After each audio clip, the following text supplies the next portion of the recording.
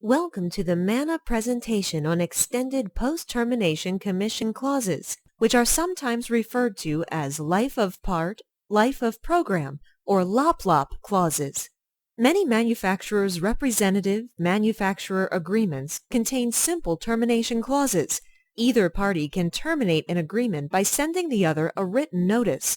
The manufacturer's representative earns commissions on any orders the principal accepts for some limited period of time, for example, from 30 to 90 days past the termination date. In this presentation, we'll discuss circumstances where different clauses may be more appropriate.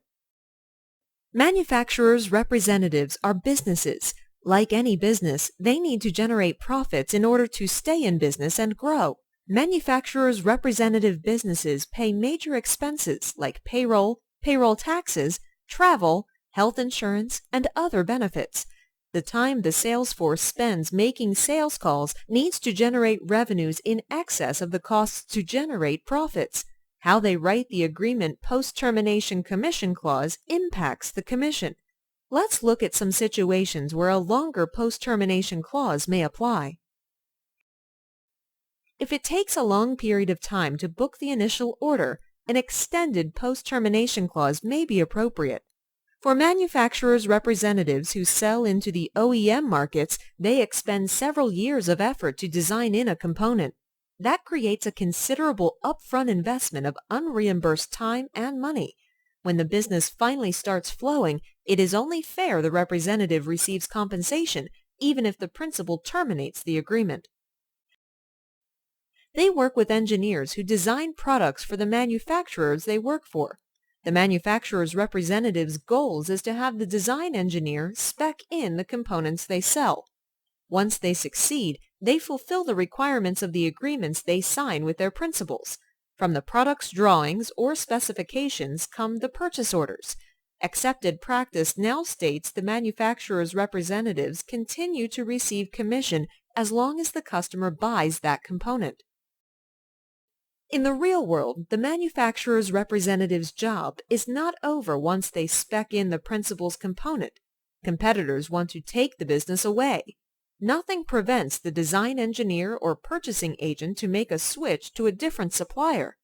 The manufacturer's representative needs to keep calling on that customer to protect the business from competitors. That takes time and effort, which adds to the cost of running the manufacturer's representative business. The same applies for manufacturers' representatives who sell products into markets with long sales cycles.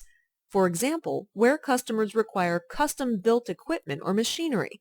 These customers need to first include funding for significant purchases in the annual budget. That means the orders won't be placed for at least a year. If it takes the supplier a long time to build the product, that period may stretch into 2 years or more.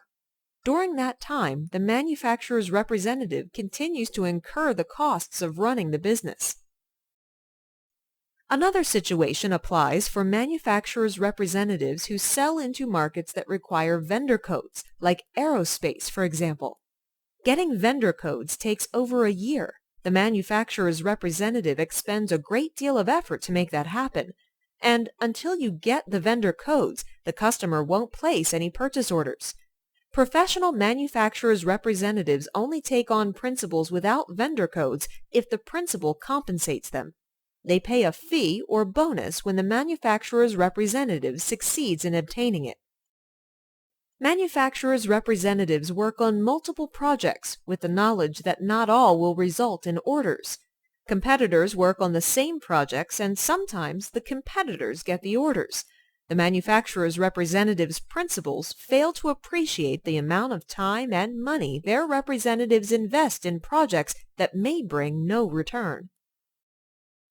A final extended clause option is to gradually increase the post-termination commission period over time.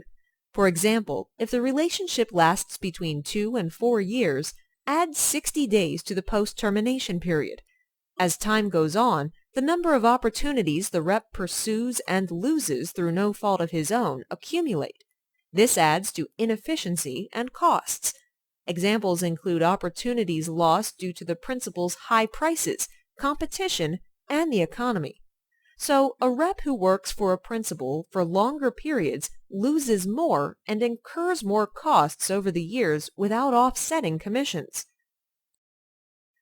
The manufacturer's representative's professionalism level varies significantly from one to another.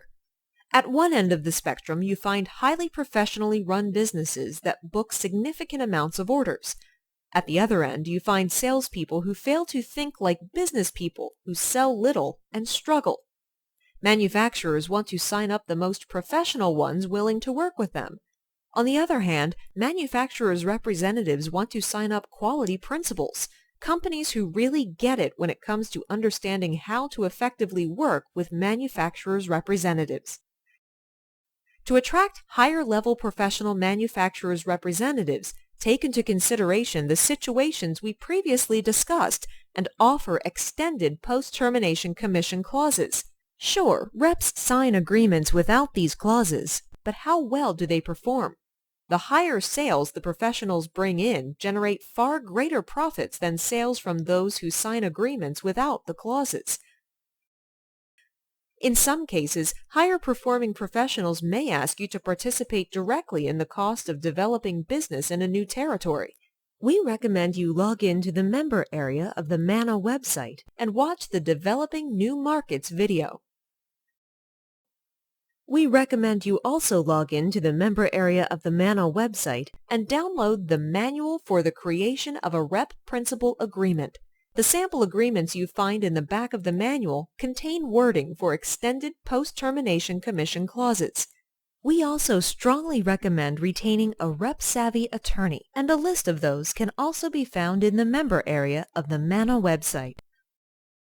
We also recommend you check out the other educational resources MANA offers. We designed them to help both sides learn ways to create long-lasting and mutually profitable relationships. We hope you found this presentation helpful, and please contact MANA if you have questions. Thank you for watching.